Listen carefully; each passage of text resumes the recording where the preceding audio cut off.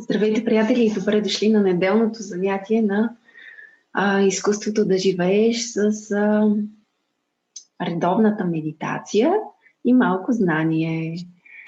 Днес продължаваме темата за храната. Тази тема може да бъде продължена безкрайно много, нали? Но след един момент трябва да я свършим, за да приключим с Анна Мая Коша и да продължим с другите коши. Но понеже тази тема, сега, за която ще говорим днес, е много важна, трябваше да я довършиме нея. Става въпрос за мазнините. Мазнините в нашето хранене. Само да си придвижа слайда. Най-общо мазнините са, според западната теория, се делят на наситени, ненаситени и трансмазнини, изкуствени мазнини. Наситените могат да бъдат полиненаситени и мононенаситени. Наситените, имам предвид ненаситени, извинявайте, могат да бъдат поли и мононенаситени. Сега това, като човек, като се зачете малко по-надълбоко, вижда, че вижда какво стои зад тези термини, всъщност. Става въпрос за връзките на самите водородни съединения, които някои стават свободни, други са свързани, и оттам идва наименованието на самите мазнини. Сега нас не ни интересува химията, нас ни интересува приложението на това знание в нашия живот. Кои мазнини са здравословни, кои не са здравословни, какви са точките на горене на мазнините и вследствие на техните точки на горене, кои можем да използваме за готвене и кои можем да използваме само за салати и за студено вкусяване. Започваме с наситените мазнини. При тях всички водородни атоми са свързани, така че те са много стабилни и в най-общия случай, като правило може да си извлечем като извод, че наситените мазнини са подходящи за термална обработка. Малко по-нататък ще видим и точките на горене на всяка мазнина. Кои са те? Маслото, и тук съм сложила и ги в слеш, наклонна черта ги. Свинската мас. Изобщо чудих се дали в презентацията да включвам информация за мазнините от животински произход. Съжалявам, това е кафе-машината, сама се почиска, може да си е правила кафе. Но в крайна сметка, за да е напълно изчерпателна презентацията, трябва да се споменат и те, въпреки че в моя дом такива не се ядат, освен ги, разбира се. Свинска мас, кокосовото олио, палмовото олио, млечните продукти и месото. Това са храните, които съдържат наситени мазнини. Наситените мазнини участват в състава на клетъчната мембрана. Не само те, но и те, нали? И съответно са важни и необходими. Важно обаче да се знае, че когато говорим за видове мазнини, във всяка една мазнина има от всичките видове. Има наситен, има полиненаситен, има и мононенаситен. Когато казваме, че една мазнина е наситена, това означава, че примерно 70-80% преобладаващата част от нея съдържа наситени мазнини. Така че дори да ядем мазнини, които по принцип се водят ненаситени, наситените в тях биха били достатъчни за синтеза на тази клетъчна мембрана, изобщо за биологичните функции, които изпълнява наситената мазнина в тялото ни. Тоест, мисълта ми е, че дори и вегани, моя мъж, например, изобщо не консумира нито ги, нито кокосово масло. Аз бях доста притеснена за него, защото знаех, че наситените мазнини са важни, докато не разбрах този факт. Друга важна информация е, че по принцип мазнините, които са ни нужни, средностатистически, които са нужни на един човек, са не повече от една супена лъжичка на ден. Можете да си представите ние какви количества средно американците, например, консумират по 5 супени лъжички на ден. Затова имат проблеми с наднорменото тегло. Така че можете да си представите за какви количества мазнини става въпрос и ние какво ядем. Тук от аюрведична гледна точка, зависимост мазнините, количеството на мазнините зависи малко и от дошата, преобладаващата ни доша, защото ако сме вата конституция, това, нали, тази преобладаваща доша би, или пък тя е дисбаланс, би понесла повече мазнина. И по принцип аюрведичното готвене може да сложиш една идея малко повече мазнина, отколкото при другите доши. За вата щом става дума, докато кафата, например, тя не толерира особено благодарение на мазнините натрупваш излишна кафа, която води до леност, умора, до нежелание да правиш нищо, до натрупване на килограми и така нататък. Добре, полиненаситените мазнини биват два вида. Знаете, да всъщност има и омега-9, но за момента няма да говорим за нея. Омега-3 и омега-6. В най-важният източник на омега-3 мазнини, който аз познавам, който е от неживотински произход. Говорих по принцип, че в рибата има много омега-3, но когато по време на моята бременност, когато се интересувах дали е необходимо наистина да започна да ям риба, за да може детето ми да е здраво, разбрах, че за да си набавя необходимото количество омега-3, трябва да изяждам примерно по нещо трудно, беше по 200-300 грама на ден и отгоре дори риба, което е абсурдно, нали? Няма как човек да яде по толкова риба на ден. Тоест, рибата изобщо не е чак толкова как да кажа, надежден източник на омега-3. Затова ние в моето семейство ежедневно консумираме ленено семе, което е предварително наситнено, как да кажа, счукано. С блендера го обработваме и то в малки количества, за да не стои дълго време, да не се губят хранителната му ценност, да не изчезва, хранителните му предимства. Ръсим си такова семе върху салати, слагам го без термална обработка, разбира се, слагам го и върху супички, след като супата е обработена, след като супата е сготвена. Счукана чия също. Орехите, знам от мъжа ми, че също са източник на омега-3, въпреки че те имат и други мазнини в тях. И изненада за мен беше, че кивито също съдържа този тип полиненаситена мазнина. По отношение на омега-6 нея има почти навсякъде. Дори само ядейки, консумирайки редовно житни продукти, каквато е нашата култура на консумация, как да кажа, нашите хранителни навици в България включват това. Дори само консумирайки житни продукти е достатъчно да си набавиме омега-6. Да не говорим, че има и в други култури, в всякакви зеленчукови масла, ядките, царевицата, соята и естествено животински хранител, животински произход. Понеже в ежедневието си имаме доста омега-6, но пък нямаме омега-3, те трябва да са в определено съотношение едно към друго.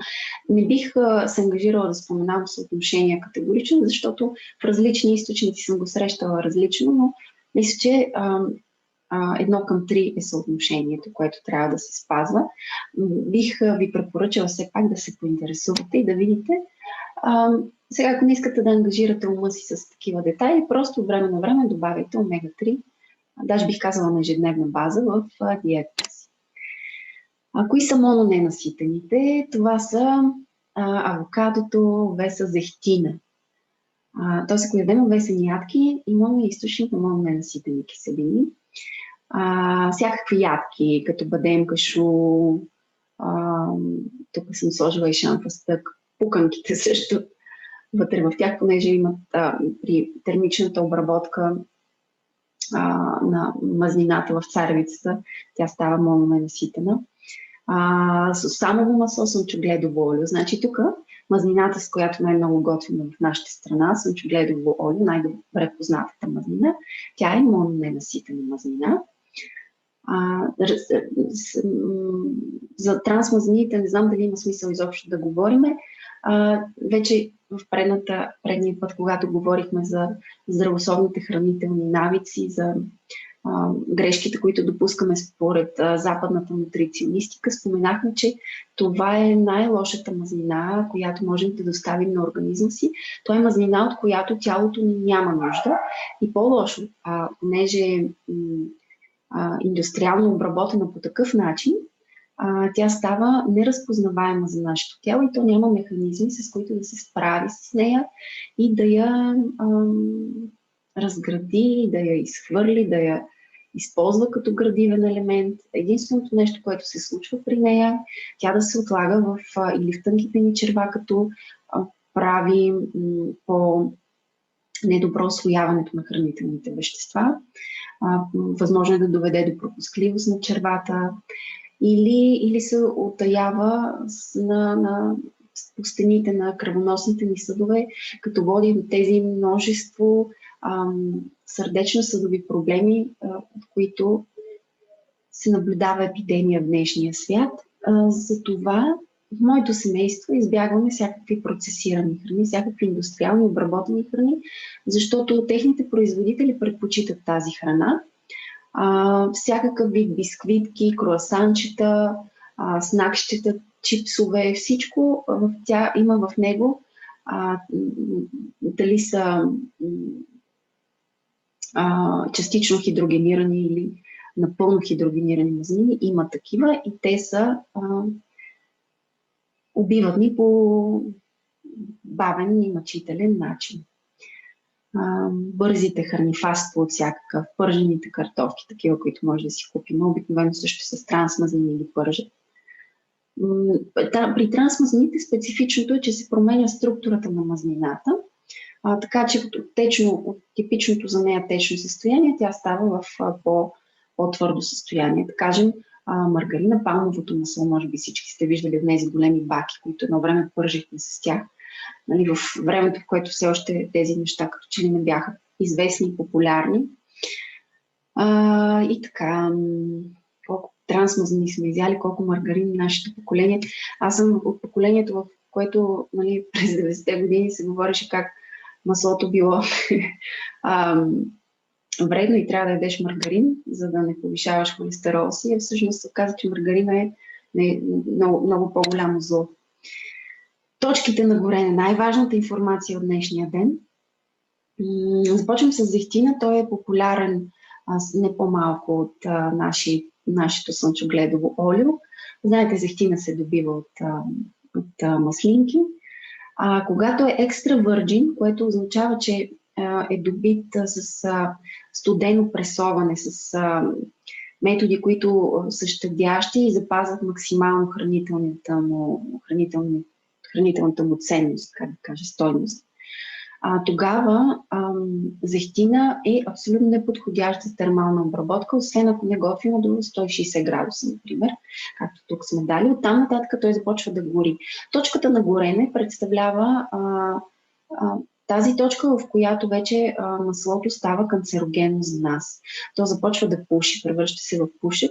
Между другото, четох интересна статистика, че голяма част от битовите пожари всъщност стават поради невнимание, когато масло започне да гори, се възпламени. И така, т.е. ако използваме зехтин, е хубаво, ако печем във фурната, да се съобразим с това изискване, просто да си въведем правилото над 150 градуса да не печем. Върджина е с малко по-висок, 216 градуса, точка на горене.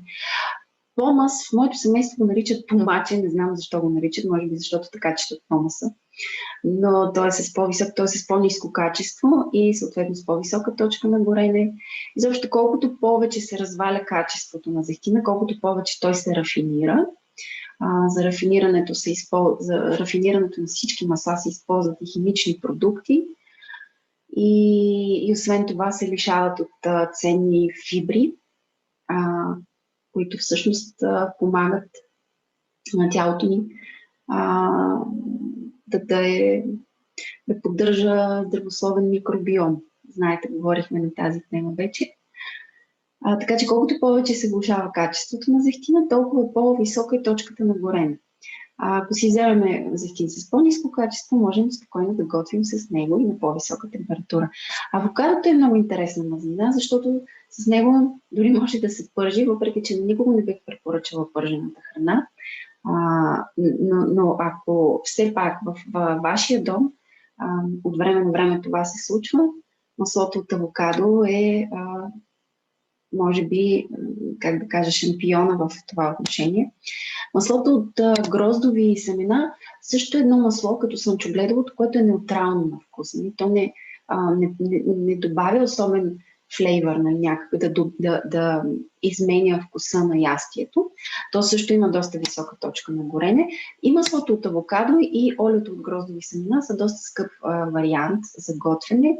Аз лично съм ги ползвала по време на бременността за кожата си и мога да дам обратна връзка, че са прекрасни мазнини, особено авокадото. Точка на горене за сусамовото олио. Пак малко по-високо от това на зехтина.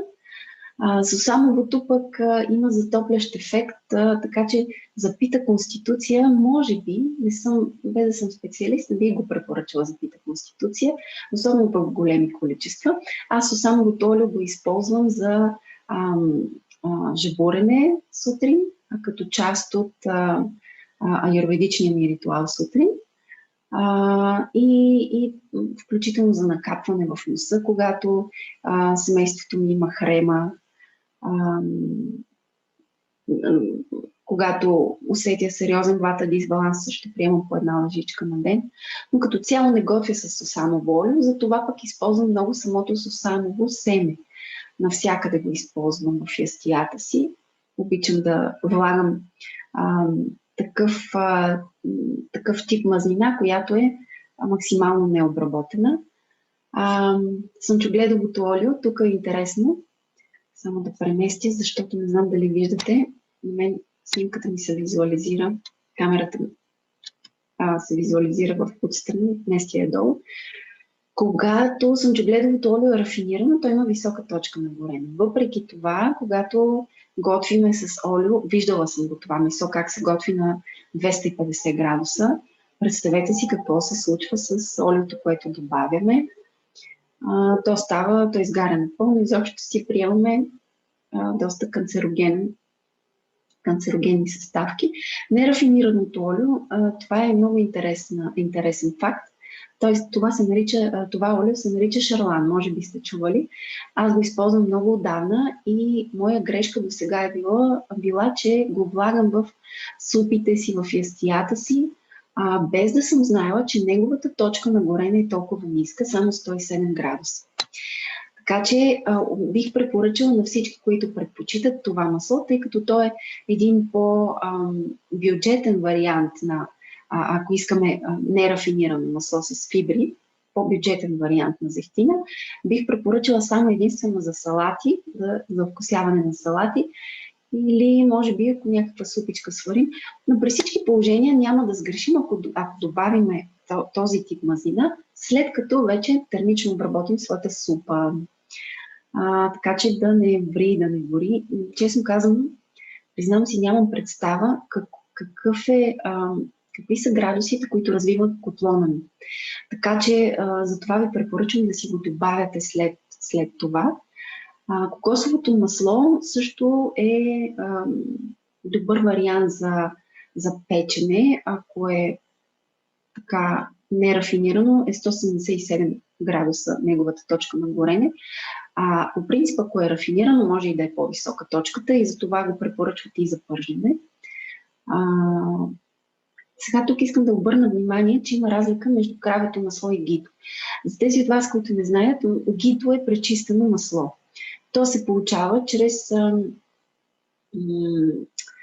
като на бавен огън се разтопи маслото, започва да завира лекичко. Даже е препоръчително, няколко хора го правят и на водна баня. Аз не го правя на водна баня, но го правя на много бавен огън. Продължителен процеса, след което отделяме пяната, която се образува, която на практика е казеина или именно белтъка в кравето масло. Когато отстраниш белтъка, това, което се получава е чистата мазнина в маслото. Тя има антисептично действие, помага на стомаха. Изобщо гито е нещо прекрасно, което в моето семейство ползваме и като мехлем, не само за хранене. Естествено, всичко в умерени количества. Кравето масло, нашата съвременна, особено западната кухня, много често използва масло и го запършва. Слагате масло, отгоре слагате не знам си какво, слагате печем с масло. Може и да е вкусно, но белтъчината в кравето масло има по-ниска точка на горението, 187 градуса и изгаря преди мазнината, така че отново се превръща в нездравословна опция за нас. В обобщение, ако трябва да си извадим някакъв извод от днешното споделяне, когато използваме мазнини, които са студено пресовани, най-добре е да ги влагаме в студени ястия, салати. Когато искаме да използваме мазнините за готвене, то е по-добре да предпочитаме кокосово масло, ги, или ако предпочитаме друг тип масла, като например зехтина, слънчогледа, трябва да съобразим тази информация за точката на горене. Друго важно нещо, което бих искала да ви споделя, не съм го написала в презентацията, но все пак искам да го кажа. Ние в моето семейство използваме доста тахани. Тахана на практика е една много, как да кажа, естествена форма на мазнината, защото на практика, 10 пъти го повторих, тахана представлява смачканите семенца. Дали са слънчогледови, дали са сусамови.